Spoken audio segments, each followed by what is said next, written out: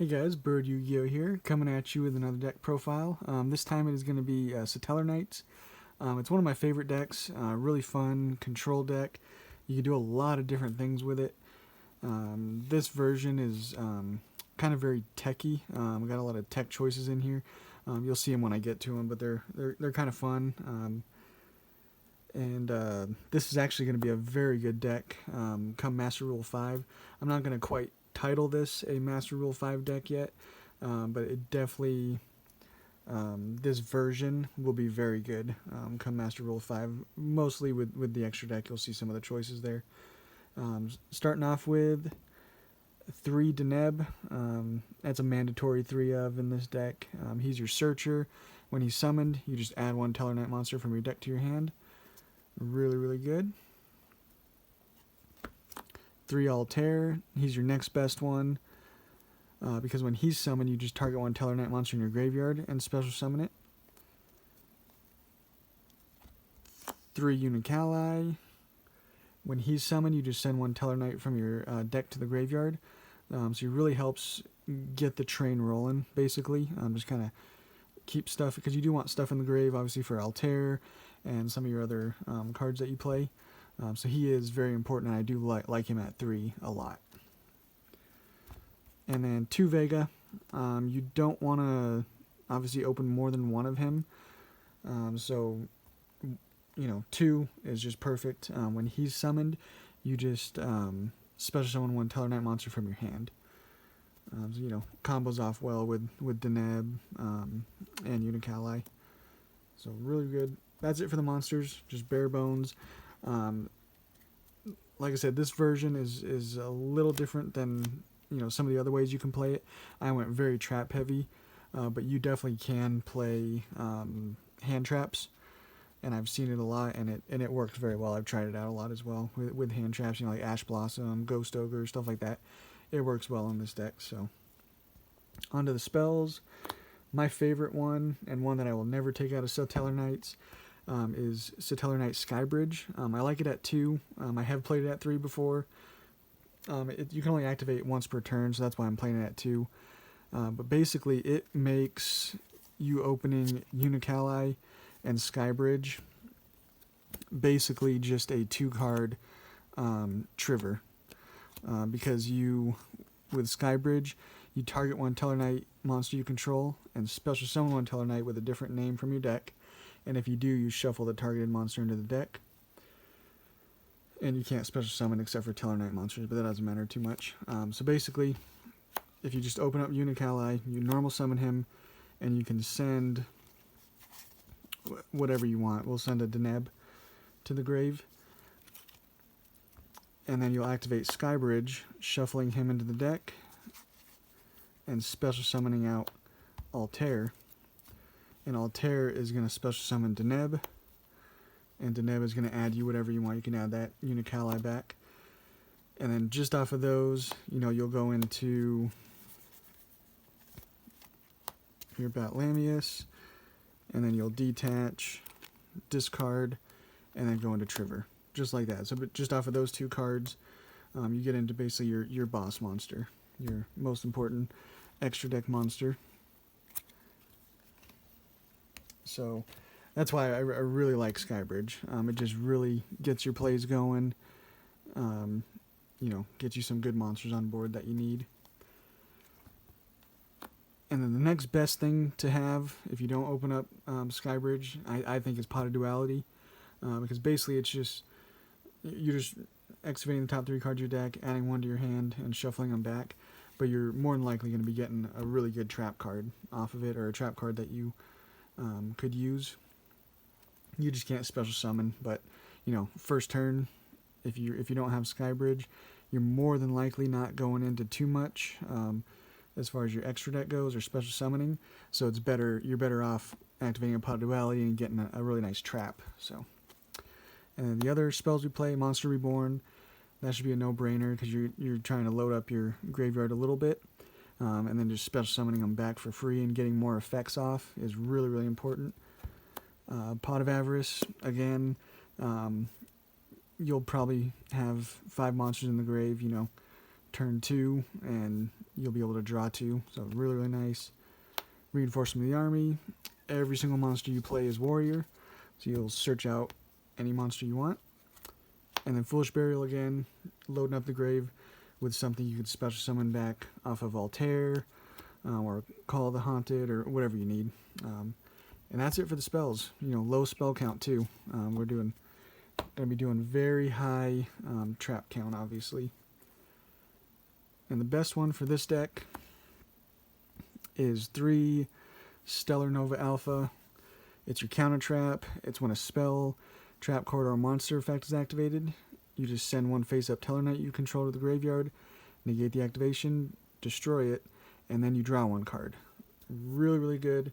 Most of the time, you're going to obviously want to be sending, Trivor or Deltaros, because when they're sent from the field to the graveyard, Deltaros is going to special summon a Satellarknight from your deck or hand, and then Trivor is going to target 1 Satellarknight in your graveyard and special summon it. So they're both really nice floaters, and obviously ones that you want to activate this off of. But regardless, just a really, really hard to negate plus a draw 1. Can't beat that. And the only other trap card we play at 3 is Call of the Haunted. It's a really important one for this deck because just special summoning back that 1 monster, it just gets a lot of advantage for you, and just monsters on board is really nice. You can activate it more than once per turn, so Call of the Haunted is really nice. It's also, I think, except for the Solemn package that I play in Nova Alpha, all of them are going to be continuous, which is important for Trivor, and you'll see why once we get to him. But 3 Call of the Haunted, and then our 2 ofs, doing 2 strike for monster effects, 2 warning for basically summoning, and then judgment, negating everything. I'm just doing 2 of each. I think that's just really nice for this deck. You already have your best counter trap in Stellar Nova Alpha for this deck. So I just figured, play some really nice other negates. Just don't need them quite at 3. And then the rest of the trap cards we just play 1 ofs, and I'll explain that a little bit why we're doing that. 1 Oasis of Dragon Souls. It's Call of the Haunted, not as good though, because it is actually changing the monster to worm type, and it's special summoning them in defense position. But it is still continuous, and it still does special summon and get some effects off for us, so play 1 of it. One of the best continuous traps is going to be Imperial Order. As long as it's face up on the field, you get the effects of all spell cards, and then you pay 700 life points during each standby phase. And you can turn them off again with Trivor. You can just get it back to your hand, and then you're not under that lock or getting that 700 life point cost. 1 Crackdown, you're just going to be special summoning one of your opponent's monsters to your field. Anti-spell. Both players must set their spell cards before activating them. Really slows down your opponent. Rivalry, you can only control 1 type. We only mostly do warriors, so that's fine for us. Goes in match, only 1 attribute. And we're mostly doing light, so that's not a problem. Unending Nightmare, just 1 of those. For spell trap heavy decks, you're just going to be destroying a lot of them, just at the cost of some life points. And then 2 little tech ones. Imperial Iron Wall, very, very underrated card. It's just a continuous. All it says is neither player can banish cards. Simple as that. Shuts off a lot of decks. And then the last one, kind of a cheesy one, but 1 Curse of Darkness. It's again another continuous, and each time a spell card is activated, that player takes 1,000 damage. So a super control deck like this, if you're also doing just some burn damage every time they're trying to play Yu-Gi-Oh, or against like a pendulum deck or anything, this is really going to hurt them. It's just a cute little tech card that I played. But yeah, the main reason I was thinking of just playing 1 of each of all these, aside from Crackdown, you don't really want to see more than 1 of these, because what good is 2 goes a match doing you. You know, because it's already on the field. It's already getting its effects. You don't really need more than one. You don't need more than one anti-spell. So I just never wanted to see more than one of any of these cards. But they are very good.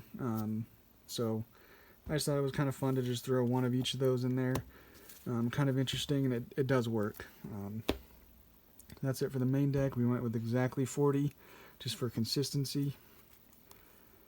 And onto the extra deck, the most popular Satellarknight monster, for good reason, and the best one in your extra deck is Trivor.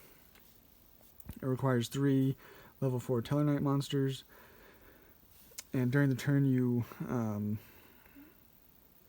when he's XYZ summoned, you return all other cards on the field to the hand. So that's why we play a lot of continuous, because you play this during your opponent's turn, and when you summon him, you just return those back to your hand, you know, shutting off some of them if you need to, so you can then activate them again.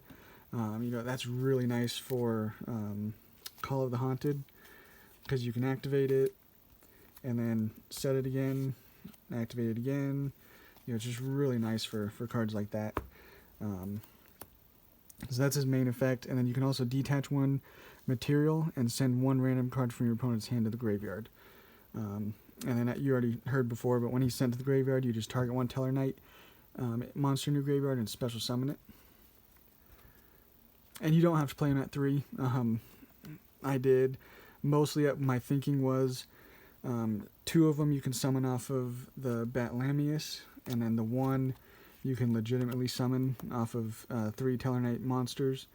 But you can definitely get away with 2. And then I'm just playing 1 Deltaros.